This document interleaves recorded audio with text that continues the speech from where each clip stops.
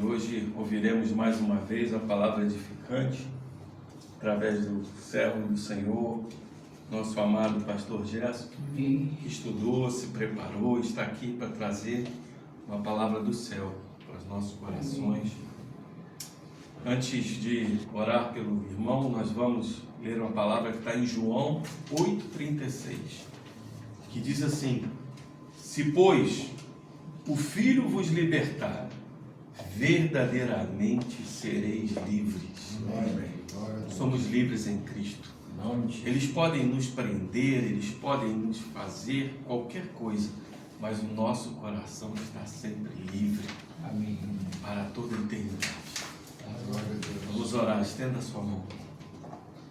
Senhor, aqui está o teu servo mais uma vez, teu servo amado, que o Senhor separou desde o ventre da sua mãe. Amém. E que vem fazendo a obra dia após dia no coração dele, trabalhando, edificando, ensinando e fazendo ele prosperar na tua obra. Amém. Senhor, nós somos agraciados pela presença do pastor Gerson, que tem nos trazido palavra, tem nos trazido o seu amor, o seu conforto, o seu consolo e até a sua correção. Fala aos nossos corações. A tua igreja está de coração aberto para receber. Usa o teu servo, a boca, a mente, o coração, e faça aquele transborde do teu espírito, para que esse espírito vá a toda a sua congregação. Amém. E sejamos cheios do teu amor e da tua glória. É o que te pedimos em nome de Jesus. Amém.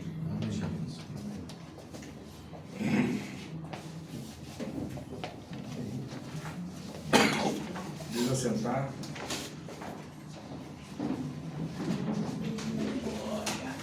Bom dia para vocês.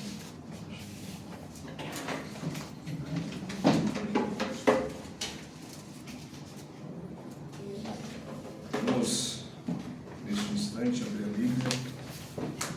Carta a Filemão. Desse tema, como tema Filemão, a carta do amor. Eu não sei aqui,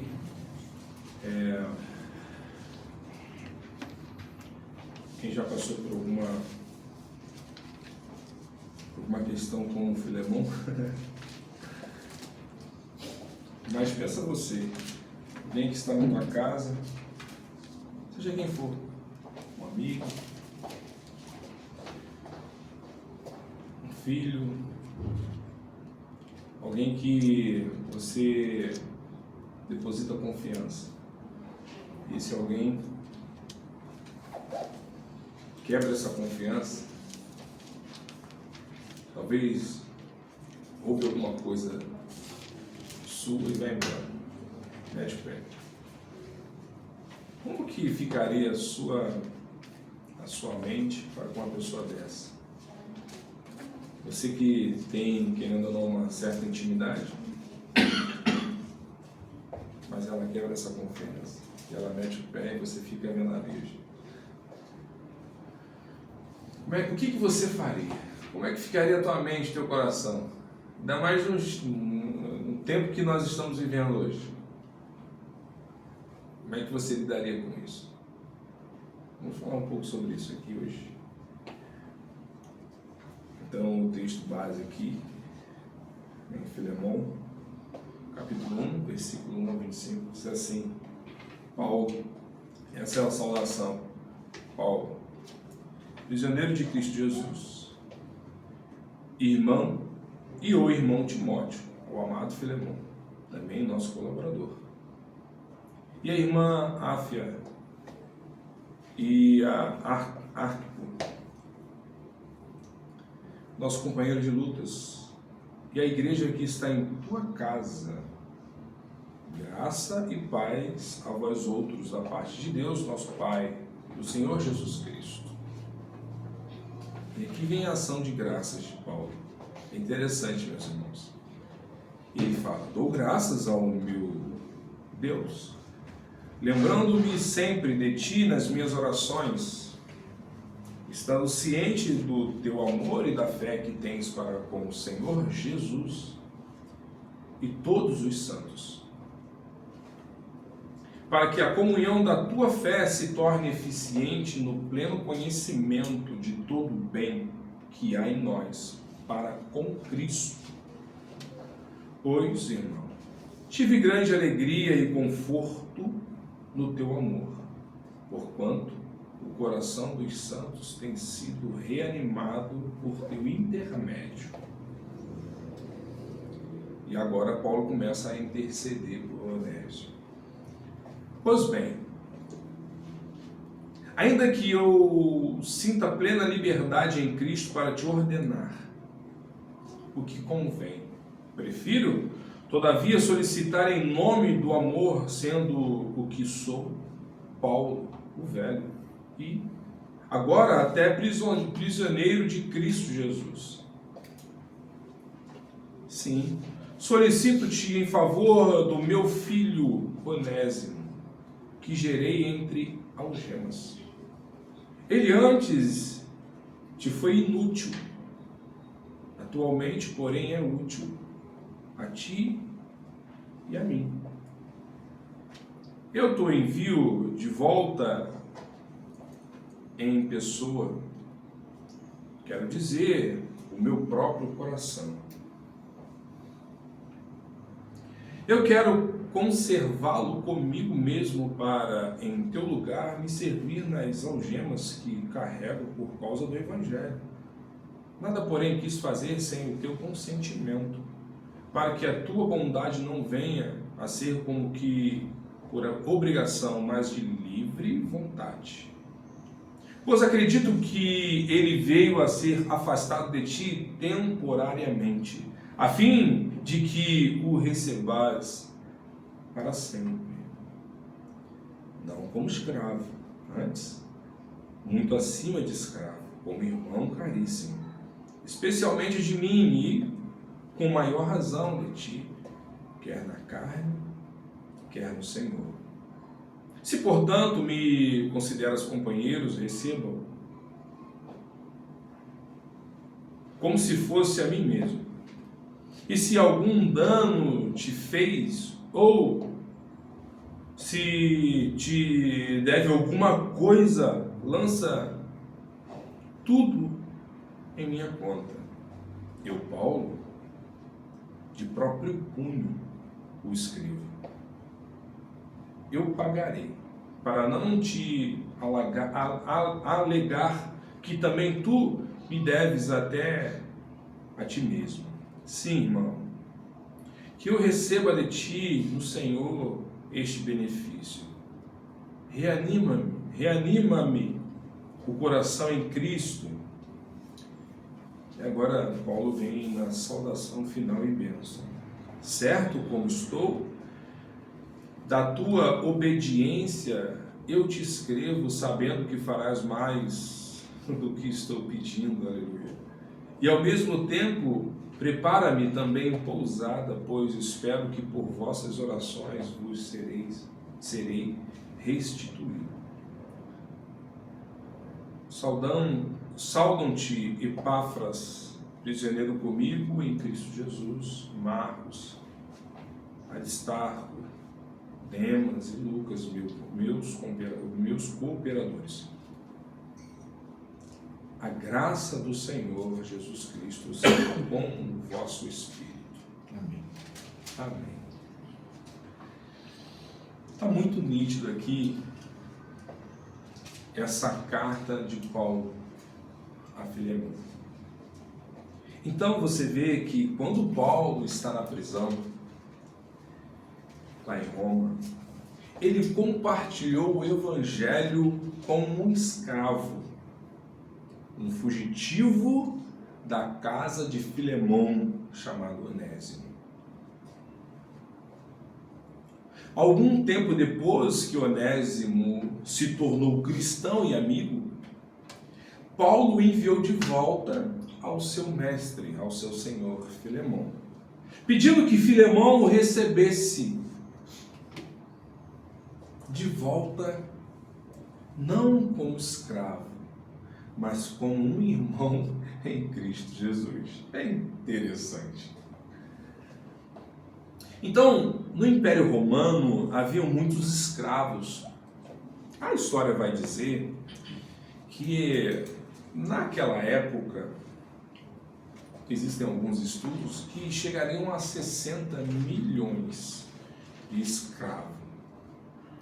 É muita coisa. E é porque chegava os habitantes daquele império, chegava praticamente a 800 mil, de 800 mil a 1 milhão de habitantes. Então, imagina, 60 milhões de escravos. Muita coisa, meus irmãos. Muita coisa, muita coisa. Então, muitos deles eram oprimidos, e de fato, e outros escapavam roubando os seus senhores. Então, quando esses homens eram capturados, eles eram marcados, obrigado, com ferro quente. Obrigado. Quando não eram capturados somente para ser marcados, eles eram crucificados por conta dos seus atos. Um escravo não tinha direito algum. O escravo não era uma pessoa, mas era uma ferramenta viva. Então, a vida desses homens, o corpo desses homens, a alma, ela varia aproximadamente de 500 a 50 mil denários. Então esta carta ilustra aqui como as boas novas de Jesus derrubam barreiras, transformam relacionamentos e unem todos os crentes na família de Deus. É muito lindo isso. Então você vê a carta a Filemão, ela está intimamente associada a Colossenses. Você vê Tíquico associado de Paulo, que aparentemente carregava as cartas de Colossenses e de Efésios. Então, é possível, provavelmente, também entregou a carta a Filemão. Pode ser. E aí você olha lá em Colossenses, capítulo 4, versículo de 7 a 8. Você vê Efésios, capítulo 6, do versículo 21 ao 22. Então, além disso, muitas das mensagens, muitas das mesmas pessoas que são mencionadas tanto em Colossenses quanto em Filemão, você vê que existe um elo entre essas cartas, esses livros. Então, visto que Paulo enviou Onésimo de volta à cidade de Colossos, parece que era ali que Filemão hospedava uma congregação local em sua casa. Quando eu estava lendo, essa passagem, eu estava lembrando da minha infância, fui criado no Evangelho, cresci na igreja, indo para várias congregações, para lá e para cá, e eu comecei a pregar cedo, então eu ia muitas das vezes para a cidade de Valença, e lá tinha uma congregação. Eu não pregava direto na sede, não, eu pregava nos bairros de lá, sabe? E aí ia para Ipiabas, que é um distrito de Barra do Piraí, entre outras cidades por ali, mas dentro de Barra do Piraí também tinha a sede local que eu pregava, mas eu gostava muito de ir para as congregações. Meus irmãos, Que coisa gostosa. Era algo diferente, meus irmãos. Vou dizer que era muito diferente. Então, você via que na congregação as pessoas tinham sede de escutar a palavra. E infelizmente na sede acontecia o que as pessoas queriam não somente... claro que tinham pessoas que estavam sedentas, mas a maioria estavam ali por conta de algum cargo, ou de ser vista pelo pastor, ou porque era a sede. E é sempre assim, era a matriz. E as pessoas se envolvem mais e falam, não, eu quero uma placa de uma igreja grande, que lá é lindo. E hoje, infelizmente, estava conversando com o pastor Flávio, e nós estávamos falando. Hoje em dia você vê que existe shoppings de crente. Isso entristece muito, né? Porque quando você vem lá de trás, quando você participava de uma abertura de uma congregação, antigamente as sedes não tinham muito aquela questão, não, todo mundo vai vir só para cá. Não. Ela expandia, né? A igreja, a sede expandia. Para a cidade era maravilhoso. Hoje em dia eles querem concentrar num shopping só de crentes. Isso me entristece demais. Não são todos, mas a maioria.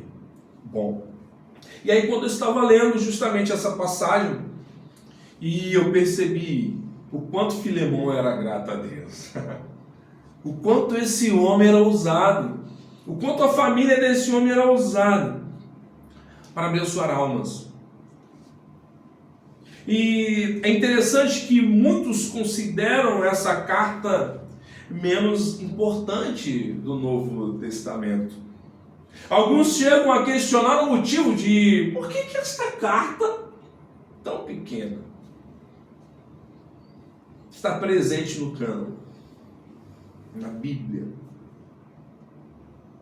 Então, raramente é tema de pregação. Existem, mas raramente é tema de pregação. Pois lendo por cima sem nenhum cuidado, pode-se dizer que não tem muita informação neste texto. Olhando por cima, passando o olho, engano nosso. Pois não examinamos como deveríamos. Se está na Bíblia, é porque é importante. Aleluia. E muito importante. E as pessoas às vezes desprezam a mensagem do Evangelho, a mensagem do livro que o Senhor nos deixou. Então, quando Paulo levou Onésimo a Cristo, este passou a servi-lo, mas Paulo logo o envia de volta ao seu dono, rogando que o receba como se fosse o próprio Paulo, dispondo-se inclusive a pagar o que porventura Onésimo lhe estava devendo. Então nesta carta aprendemos várias lições. Que coisa incrível. Olha que interessante. Você nunca é tão grande como quando você é humilde.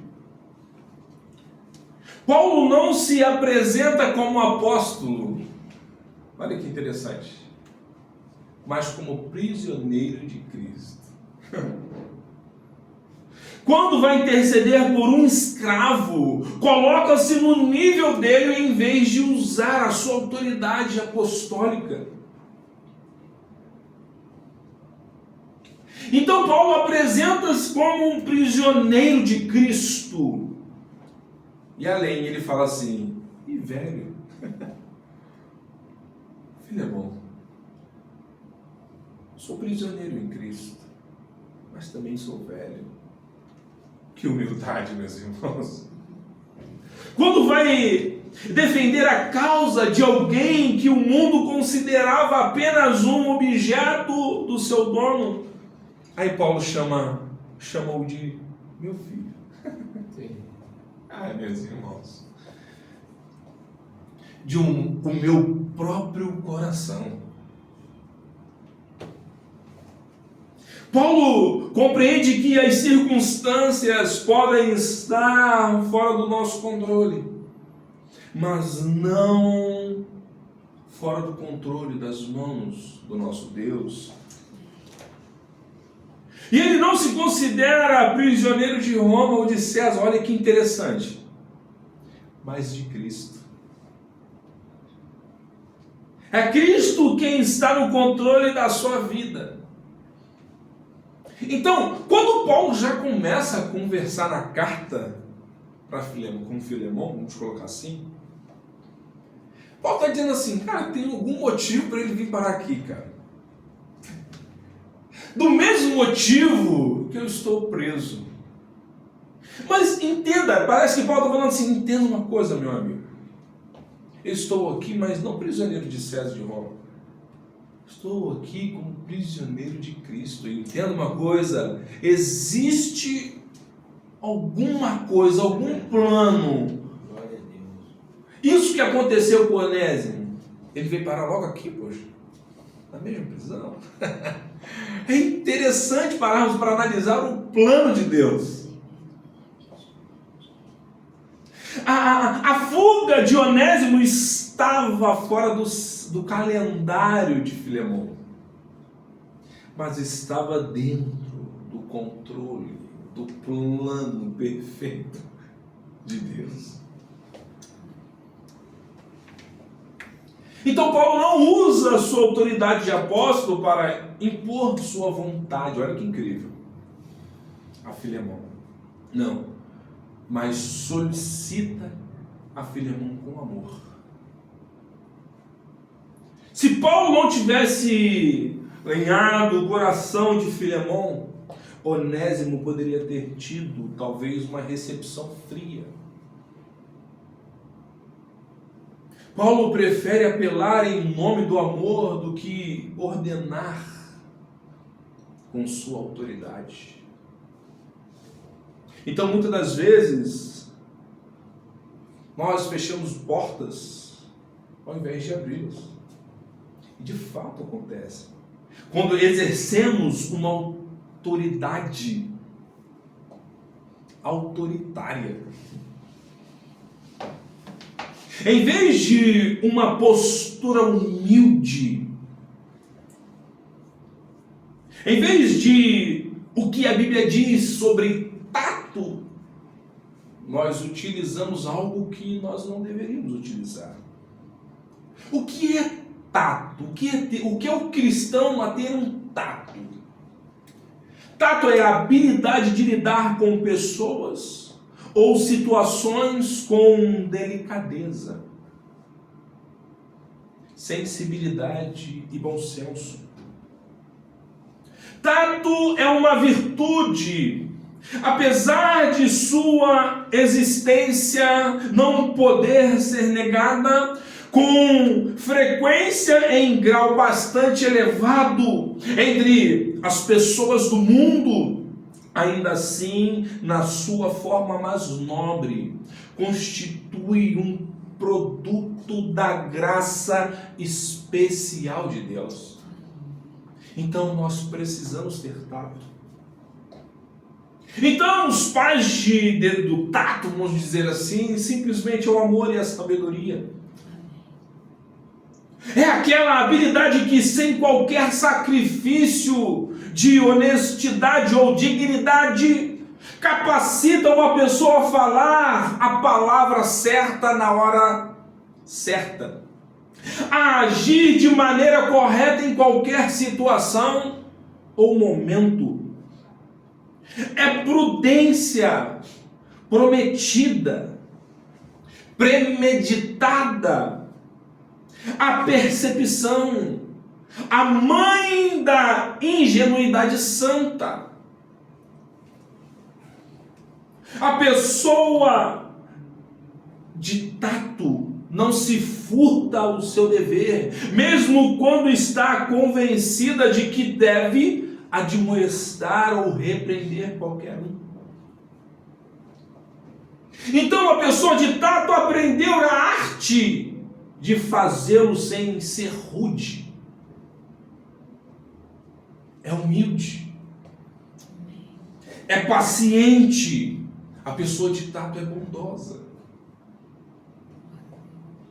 Então o apóstolo Paulo pinta este quadro de uma pessoa de tato em 1 Coríntios, capítulo 13.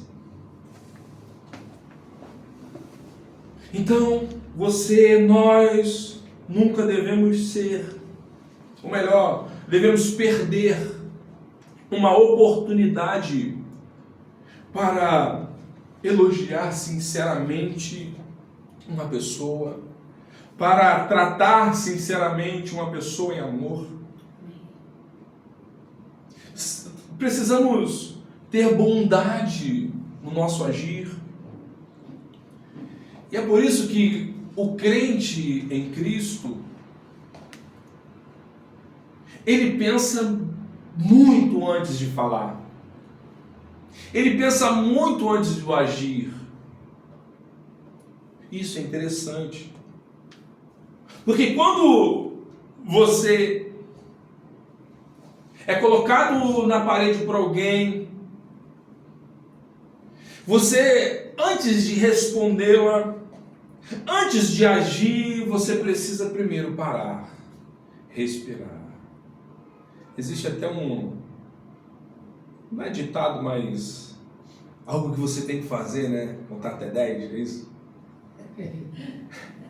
E esse é o momento que o Espírito Santo está trabalhando, não na pessoa, mas em você. E aí, através de você, essa pessoa que está te colocando na parede, ela é alcançada. É verdade. E é de fato é isso. Então Paulo destaca a vida fiel de Filemão, tanto para com Deus como para os irmãos. Então Paulo começa a agradecer a Deus em oração pelo relacionamento de Filemão com Jesus e com os irmãos.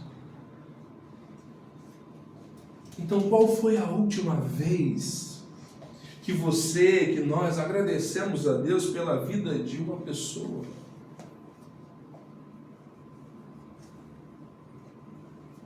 Isso é para ela. Tipo, você simplesmente não começou a orar e você falou de todos e tudo, mas aquela pessoa, aquela alma em específico, você não começou a orar por ela, mas você começou a orar por você, pela tua família, e você colocou todo mundo no balaio lá. Mas sabe quando você vai diante de Deus, conversa com Deus e coloca aquela pessoa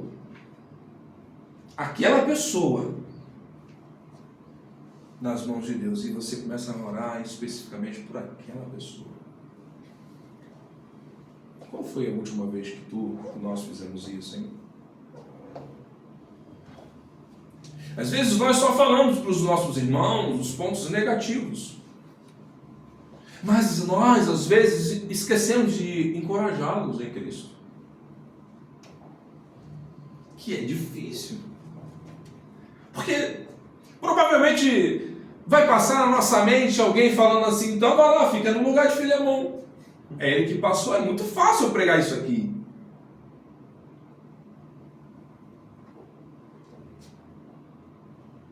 Então, Paulo enaltece os efeitos do amor Filemão na vida das pessoas. Isso é interessante. Então, Paulo não era daquele tipo de crente que achava que é perigoso fazer elogios sinceros. E às vezes a gente realmente pensa que ao fazer um elogio sincero, dependendo de quem for receber, pode cair numa armadilha do orgulho, da prepotência. Mas quando você diz para a pessoa que ela é uma bênção na mão de Deus, qualquer armadilha de Satanás cai por terra, meu irmão. Porque você vai estar falando uma verdade sincera. Porque onde há verdade, não há demônio.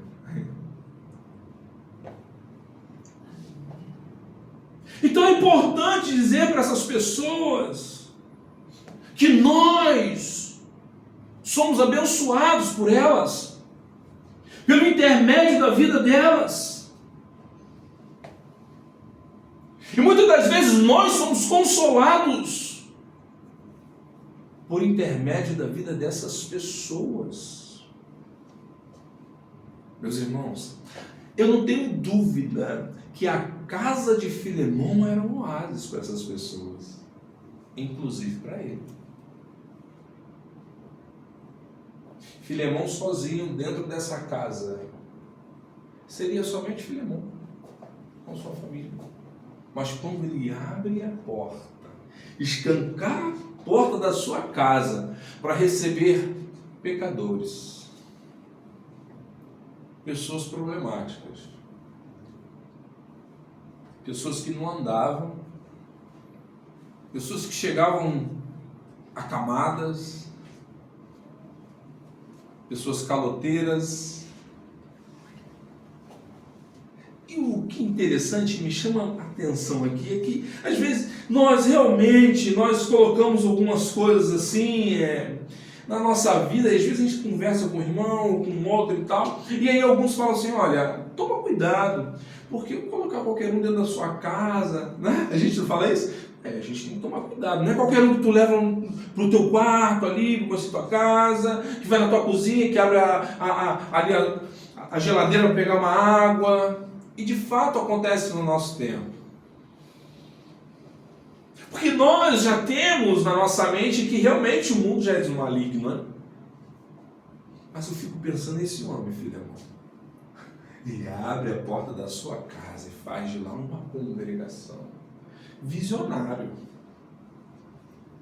Um homem visionário. Sabe por que eu falo que ele é visionário? Porque quando nós pensamos da forma que eu falei anteriormente, nós pensamos no material. Alguém vai roubar a minha casa. Alguém vai sair daqui falando mal de mim, vai falar que, poxa, olha, comeu mal. Alguém pode pegar alguma coisa, não posso receber qualquer um na minha casa. Mas este homem, ele recebia essas pessoas. Mas ele estava olhando não para o material, mas pelo que o Espírito Santo poderia fazer na vida dessas pessoas. Isso é interessante. Essas pessoas estavam chegando nesta congregação problemática, Mas a sua vida, a nossa vida tem sido um refrigério para essas pessoas que vivem ao nosso redor, que nós recebemos. Porque está errado, se não for, está errado. Se as pessoas não podem ir até nós, e se eu não puder abrir a porta da minha casa para receber essas pessoas, está errado. Para onde mais essas pessoas irão? Para onde mais? Então, quando as pessoas oram por nós, elas fazem com alegria ou sempre com lágrimas?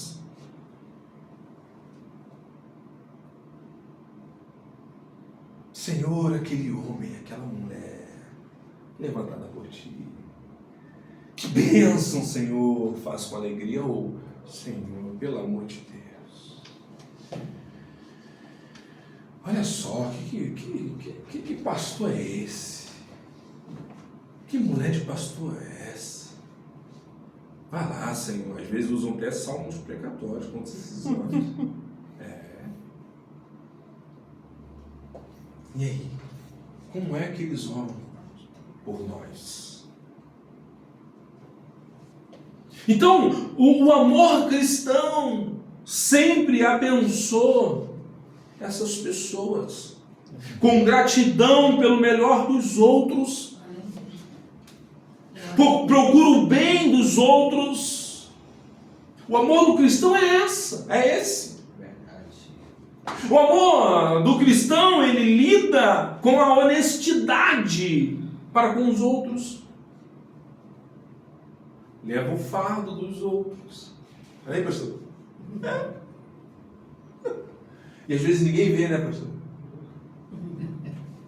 Ninguém vê. Esse que é o mais importante, ninguém vê mais o nosso Senhor. Aleluia. Está olhando e falando assim, está no meu Jesus. plano, é isso aí. Continua assim. Aleluia. O amor do cristão crê no melhor do próximo. Então nós precisamos olhar para este amor e realmente colocar em prática. Então nós nunca devemos perder a oportunidade de usar, de ser um pacificador. Olha o que o Paulo entra na história de Onésimo e Filemão, fala assim, poxa, eu tenho que pacificar esse negócio.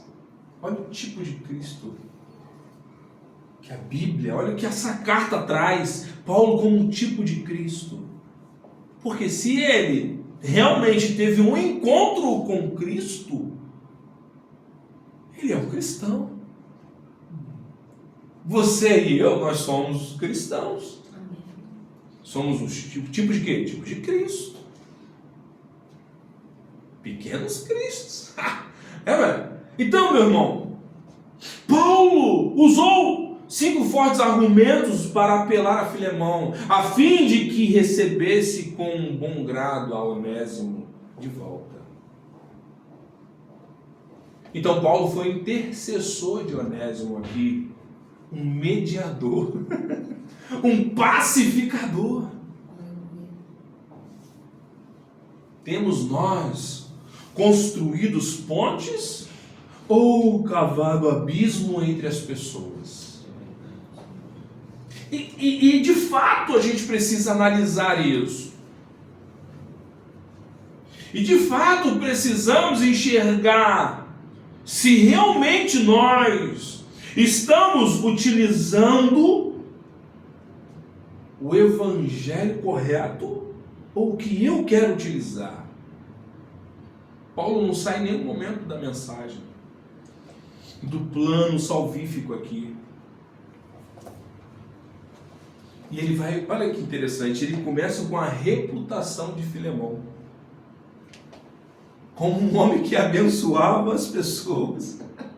Não tinha nem como ele voltar atrás, Filemão poderia até, mas falar, não tem como. O cara está me quebrando desde o início.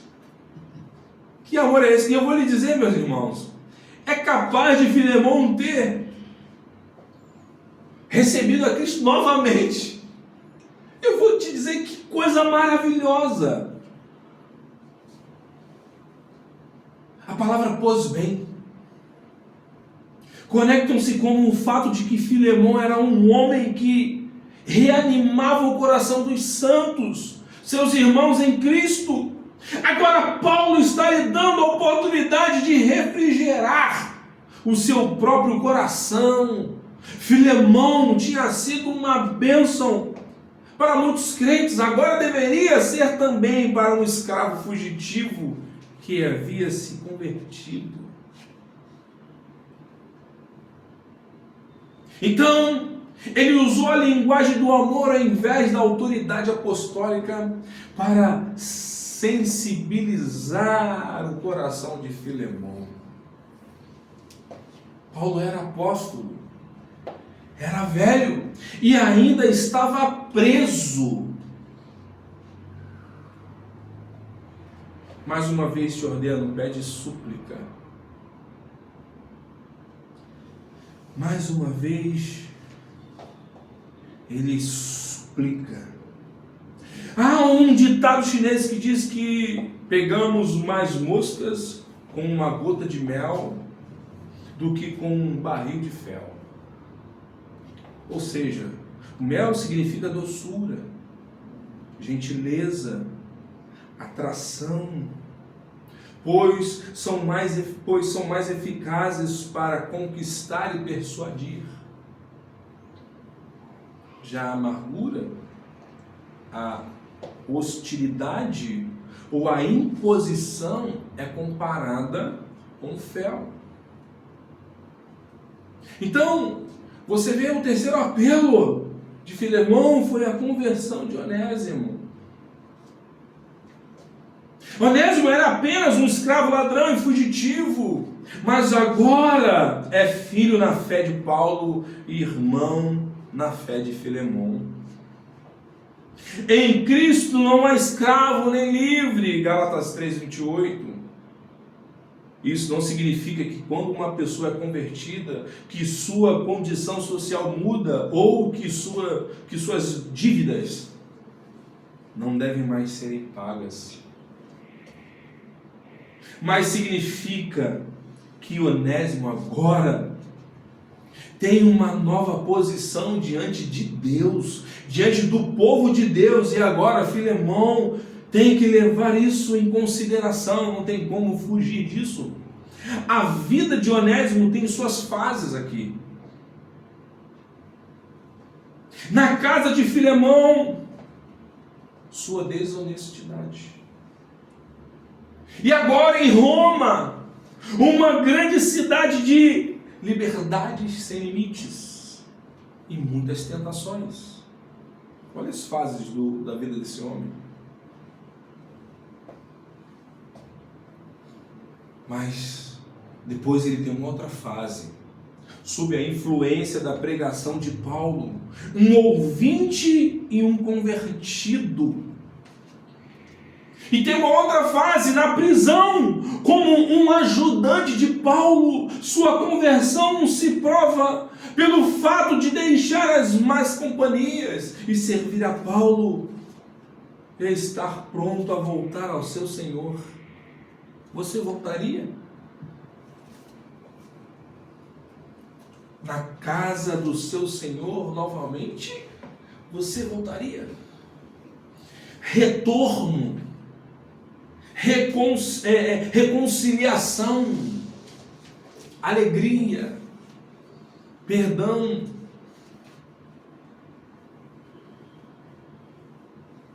Então você vê o quarto apelo era que Onésimo era útil para Paulo em seu ministério em Roma. Sabe o que significa o nome de Onésimo? Útil. E sabe qual era o significado do nome de Filemon? Afeiçoado, ou aquele que é gentil. É interessante, meus irmãos. Se o escravo que se tornara inútil, agora útil, não deveria o nome do patrão fazer jus também ao seu significado?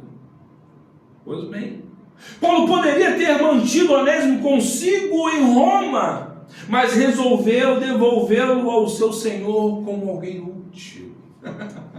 É interessante, meus irmãos. O Evangelho transforma as pessoas.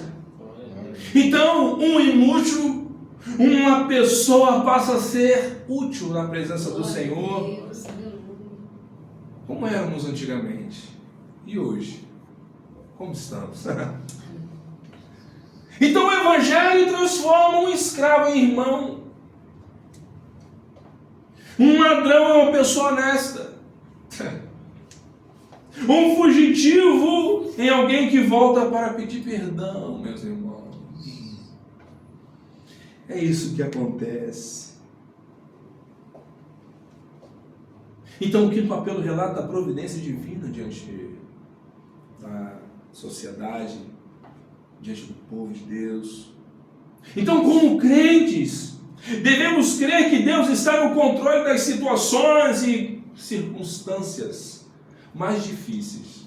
Parece que não vai ter jeito, mas é lá em Romanos 8:28. É isso, meus irmãos. A fuga de Onésimo não apanhou Deus de surpresa. Pelo contrário, Deus o levou a Paulo em Roma para salvá-lo e devolvê-lo como um irmão ao seu Senhor. Onésimo foi para Roma como um escravo, mas voltou como um irmão.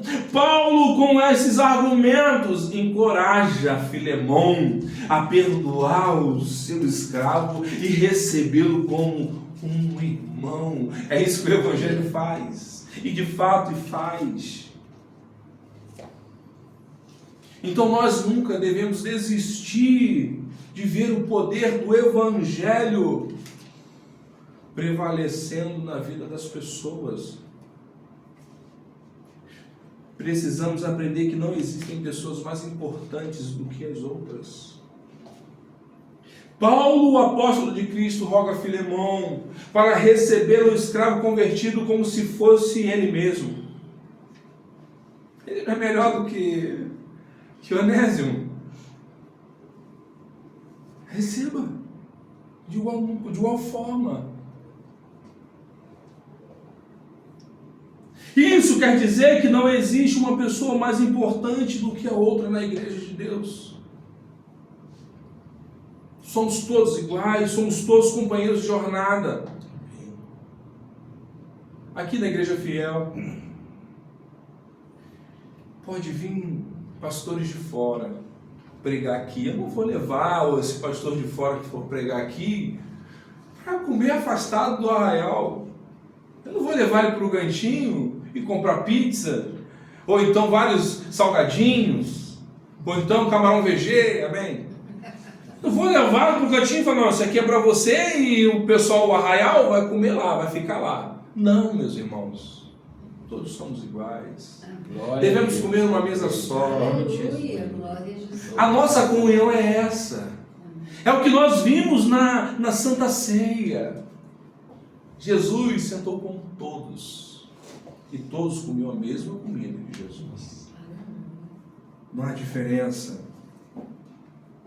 Precisamos aprender a nos identificar com as falhas das outras pessoas. Paulo pediu a Filemão para receber a Onésimo com o seu próprio coração. Paulo estava pronto a colocar a dívida de Onésimo em sua própria conta. Meus irmãos, isso é profunda identificação, e de fato é.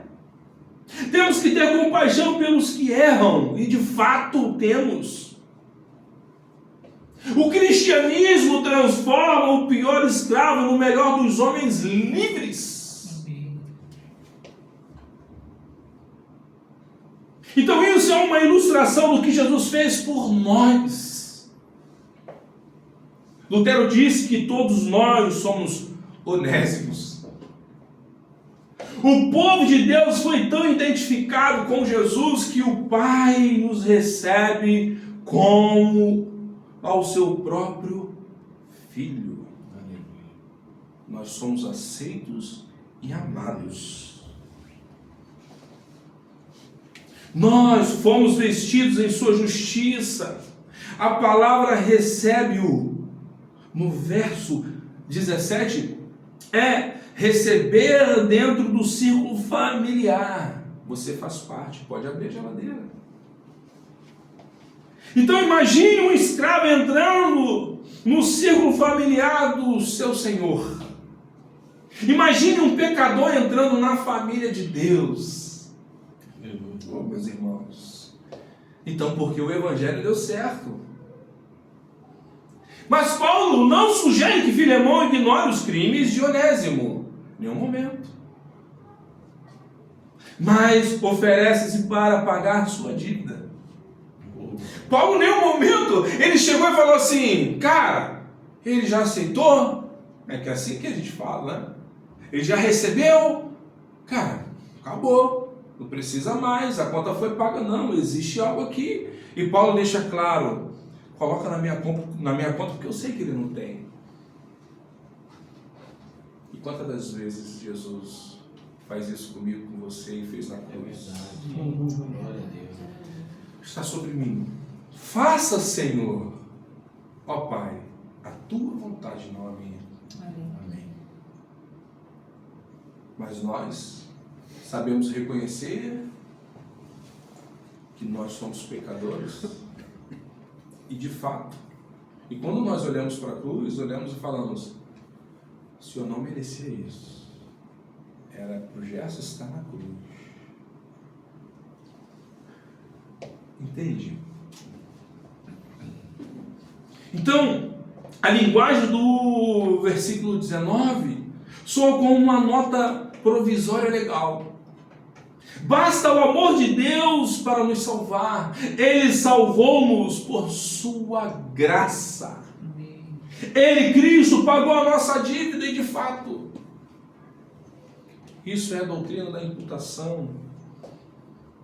Cristo morreu na cruz e os meus pecados foram lançados sobre Ele. Então, quando eu confio nele, sua justiça é lançada sobre mim. Então Deus me recebe como recebeu o seu Filho. Então precisamos exercer o nosso perdão. Então uma pessoa convertida tem uma transformação no seu caráter. Ele de fato é. Ele deixa de ser cauteiro, entre outras coisas. Ele assume as suas responsabilidades. Ele exercita a sua restituição. Paulo restituiu Onésimo ao seu Senhor e está pronto a restituir o dinheiro que Onésimo roubou. Mas embora Paulo esteja pronto a pagar a dívida, ele encoraja Filemão a perdoar antes de tudo. O perdão é a marca de um verdadeiro cristão. Perdoar é cancelar a dívida e não cobrá-la mais. É deixar o outro livre. Glória a Jesus. Você vai, seja livre. Precisamos aprender sobre o glorioso poder de Jesus para salvar. Jesus apanha um escravo fugitivo e faz dele um homem livre, santo, salvo, útil em sua mão. Não há caso perdido para Jesus, e de fato não há. Não podemos desistir de pregar nem de esperar a transformação das pessoas. Jesus ainda continua transformando escravos em homens livres. O Evangelho transforma um escravo em irmão. E de fato, precisamos compreender de que uma pessoa convertida se torna uma pessoa útil nas mãos de Deus. Uma pessoa convertida precisa ser uma bênção. Ela tem uma transformação radical na sua vida. Ela não é mais a mesma. Suas palavras mudaram. Sua conduta mudou. As suas atitudes mudaram. Antes um problema, agora uma bênção. Uma pessoa convertida é uma bênção permanente. Aleluia. Glória a Jesus. Então o elemento central da carta é a conversão de Onésimo, meus irmãos. A Cristo é a nova realidade da sua utilidade. Para Filemão e Paulo, Onésimo agora é o irmão livre. Quando Paulo, ele manda a carta para Filemão, e Filemão entende isso, parece que os dois estão conversando assim: nós atingimos o ápice. Essa é a importância do Evangelho que nós aprendemos, Paulo. Sabe, meus queridos, é isso. E eu quero concluir, meus irmãos. Paulo termina a carta com uma saudação cheia de ensinos. Então, quando se faz as coisas do jeito de Deus, somente do jeito de Deus, os resultados sempre transcendem as expectativas que nós temos. É interessante que quando nós recebemos aquela bênção que tanto nós pedimos, aquela bênção de salvação pelos nossos filhos, e aí quando acontece, tu olha para Deus, tu conversa com Ele e tu fala: foi muito mais do que imaginei. Glória a Deus. Meus irmãos, é lindo demais. Você entende? Aí tu olha pela filha, a filha traz o marido, aí depois vai trazer os netos. Cara, olha isso, que incrível, meus irmãos. Muito mais do que nós pedimos. Aleluia! Então tudo que Deus faz, o faz através da intercessão do seu povo, inerente à sua vontade. Então a graça deve estar presente desde o começo até o fim da nossa vida. Paulo termina a carta como começou, com a graça do Senhor Jesus Cristo. Por ela fomos salvos, e por ela vivemos, e por ela entraremos no céu. Aleluia. Vamos orar. Aleluia. Ó Deus, aleluia. Sopra em nós, sopro de Deus. Aleluia, Jesus. Enche-nos com uma vida nova, Amém, Senhor. para que amemos o que tu amas e façamos o que tu farias. Aleluia. Sopra em nós, sopro de Deus. Até que o nosso coração seja puro, até que contigo nós tenhamos um desejo de te buscar mais e mais. Sopra em nós, sopro de Deus. Mistura toda a nossa alma com a tua, até que a nossa parte terrena brilhe com o teu fogo divino. Aleluia. Sopra em nós, sopro de Deus, para que nós possamos viver e não morrer, mas que viva contigo a vida perfeita de tua eternidade. Deus Todo-Poderoso e Misericordioso Pai, não nos apresentamos aqui perante a tua majestade confiando nos nossos próprios méritos ou valores, mas em tuas múltiplas misericórdias. Aleluia. Tu prometestes ouvir a nossa oração e conceder o nosso pedido, que fazemos a Ti em nome do Teu Filho amado Salvador Jesus Cristo, o nosso Senhor, e também nós. Nos ordenaste, Senhor Deus, que nos reuníssemos em Teu nome, com plena certeza de que Ele não apenas estará entre nós, mas também será nosso mediador e nosso advogado perante a Tua majestade, ó Deus. Glória a Deus. Para que venhamos ter todas as coisas que merecemos conveniente à Tua bendita vontade para nossas necessidades. Portanto, ó Deus, pedimos a Ti misericórdia, ó Pai, que voltes Teu amoroso rosto para nós aqui, que estamos, ó Pai, reunidos no Teu nome, e não nos impute os nossos múltiplos pecados e ofensas pelos quais merecemos a Tua ira e a Tua severa punição. Antes, recebe-nos, ó Deus, a Tua misericórdia pelo amor de Jesus Cristo, aceitando Sua morte e paixão como uma justa recompensa por todas as nossas ofensas, em quem Tu apenas tem prazer e por meio da qual não podemos estar ofendidos conosco. Deus Todo-Poderoso, meu Deus, misericordioso Pai, humildemente nos submetemos, ó Pai, e nos prostremos diante da Tua majestade, pedindo-Te do fundo do nosso coração, que está semeando, somente, ó Pai querido, semeando aqui, Pai querido, a Tua palavra sempre, Pai, cedendo pela Tua palavra no nosso coração, no nosso íntimo, ó Deus, e que esta semente da Tua palavra, ó Pai, agora semeada entre nós, crie raízes profundas, que nem o que quente for, ó Pai querido, mais quente for, ó Pai, a maior perseguição, que essa semente venha murchar, Senhor. Pode ser um calor, pode ser o que for, mas que essa semente venha germinar, que nem os espinhos, ó Pai,